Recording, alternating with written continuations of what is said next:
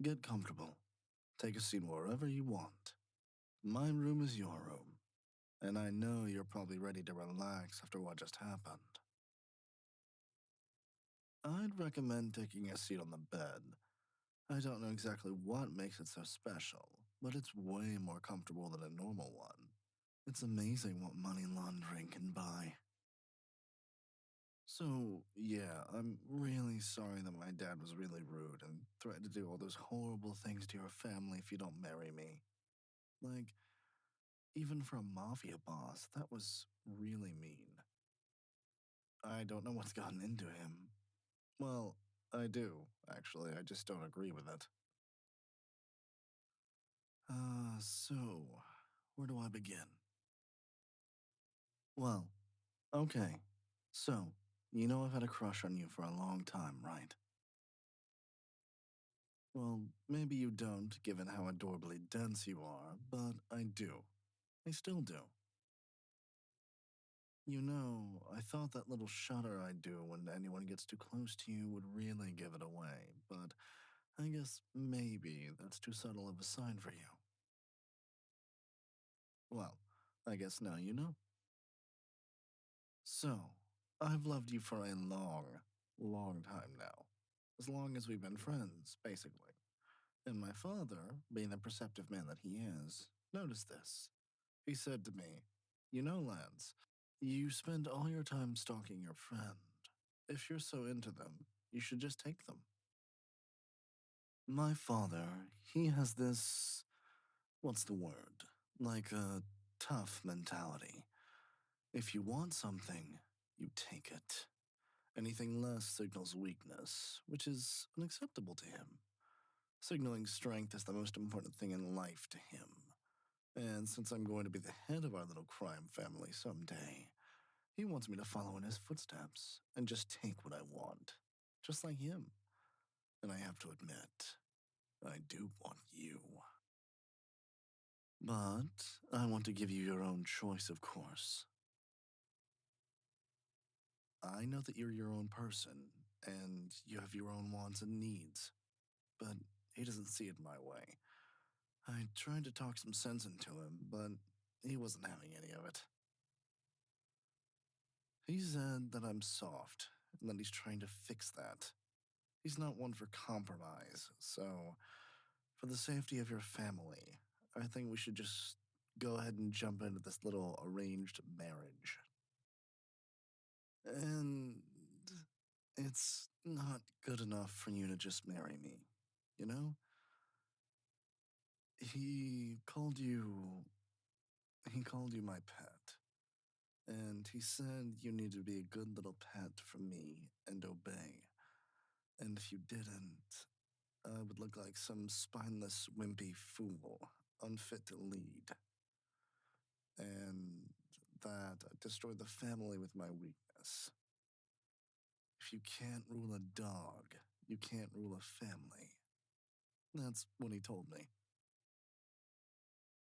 It's ridiculous, I know, and cold hearted. And besides, you're not a dog. If anything, you're more like a puppy. Sorry, that came out wrong. But the situation doesn't change. The only real way to deal with this is to appease my dad. And you don't have to be my pet. You just have to act like it. I'm sure you don't want to actually be my pet, after all. I mean, what would that be like? You laze around in my bed all day while I bring you food and attention? And all you ever have to do is shake my hand or something whenever I say? Sounds kind of boring, right? Oh, okay. I wasn't expecting you to actually like the sound of that. But it wouldn't be just lazing around all day, you know? If I were to become your, what would father call it? Master husband or something like that? But if we do have that sort of relationship, you do have to obey me, no matter what. Do you really trust me with that much power over you? Well, I appreciate your trust in me. I'm also a bit concerned you trust me with all that, but I appreciate it still. Anyway, knowing my daddy isn't going to be satisfied if all we do is drop in every once in a while when I tell him, oh, by the way, my friend is still my pet, while you nod your head. Well, I guess if we'd be married, then we'd be more than friends, but you know what I mean. But basically, it's not enough for you to say you're going to obey me. You actually have to obey me. I really want to protect you and your family, so this isn't something that we can be wishy washy on.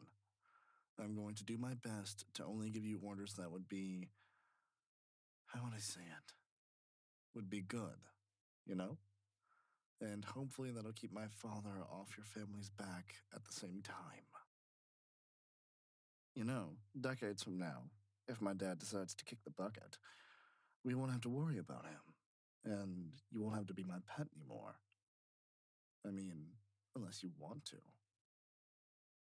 But like I said, you really have to obey me. Are you prepared for that? Then, if you're serious about this, you don't mind if you start obeying me right now, right? All right then, I order you to hold hands with me. And I know it sounds like and I know it sounds weird, but I'm not being selfish here. Even though that's what it looks like, because you're dreamy and lovely and everything I could ever ask for. So it's common sense I'd want to hold hands with you. But if all I do is give you light orders, then my father's gonna call our relationship a bluff. So, like I said, hold hands with me. Wow, you really have amazing hands. Oh, sorry, I'm not trying to be creepy. I have to be a good, uh, master husband, as my father would probably put it. Well, not the good part, because part of his idea of good would be ignoring your thoughts and feelings. So, how do you feel? That's good. That's not terrible. It's a terrific start. This might actually work out better than I thought it would. You're doing great. I'm so proud of you. You're a.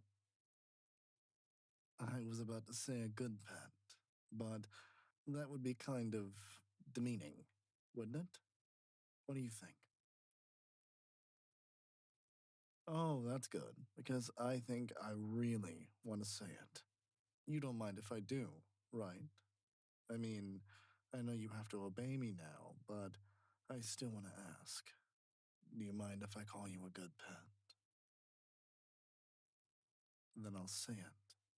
You're a good pet. I feel so guilty when I say it. I feel like you're really precious and I have to respect you. But you're fine with it. And it doesn't have to be demeaning if we don't want it to be. Isn't that right, my little pet? I think I could get used to this. Let's see. What's another reasonable order I can give you? You know, just to make sure you're truly comfortable in your new role. Hmm. Hey, do you love yourself? Because I love you. And I think it would be silly if anyone didn't love you. And I guess it's so obvious that you should be loved that I think you should love yourself, too. Well, I can't just give you an order to make you love yourself. It doesn't work like that. Love doesn't work like that. It's not something you can force, not even if you're the master of the cutest pet in the world like I am. Well, I can't change what's in your heart, but I guess I can boss you around until you admit that you're a good little pet. Here, look me in the eyes. Here is your next order. I want you to tell me who the best pet in the world is. Yes, you do know. Don't tease me. It's you. You're the best pet in the world. I'm the best master in the world, so I would know. At least I'm pretty sure that I'm the best master in the world. If the others are as cruel as my father is, then they're not much competition. But back to us. Well, more specifically, you. You are the best, most cutest pet in the entire world. If I took you to the pet store right now, all the bunnies and kittens would be incredibly jealous of how cute you are. So, tell me, who's the best pet in the entire world? I'll give you a hint. It's mine. That's right. It is you. I think you can say it more assertively than that, but it's a nice start. Not only are you the cutest pet in the world, but you're also the best behaved, apparently. I'm so proud of you. I think. I think I'm really getting into this. Is that wrong? You know, I hope you won't hate me for this, but I've often thought of what it would be like to have you. And I don't mean by just dating you. I mean to truly have you. Hell, I'm not even sure what I mean by truly have you. But I just. I love you. And I want to spend the rest of my life with you. I don't want to lose you. And my mind, that primal, instinctive part of my mind, assures me that I can just have you. And then I can have that security. Then everything will work out fine. I used to be disgusted with that part of myself, by the desire. I thought that desire was disgusting. I thought maybe it would hurt you. But now you're mine, wagging your tail like a good little puppy from me. And now I'm not so sure. Maybe I can make you happy, even if I own you. I just could lavish you with love greater than any freedom. And I'm sure the happier I make you, the more easily you will obey me. Then everything will work out. So tell me, what can your master do to make you happier? You'll be staying with me from now on, so we'll have plenty of time together. You know I've got tons of money. None of it honest, but everyone takes dirty money as long as you clean it. Hell, sometimes you don't even have to clean it. So, I can spoil you. What do you want? Maybe a soda or coffee fountain in my room? Well, I suppose it would be our room now, right? Oh, I get it. Money's no replacement for love, after all. Well, let me just say it clearly. Master loves you, and now that you're mine, I will never let you go. Not ever. You belong to me forever. I love you, my good little pet, my precious little puppy.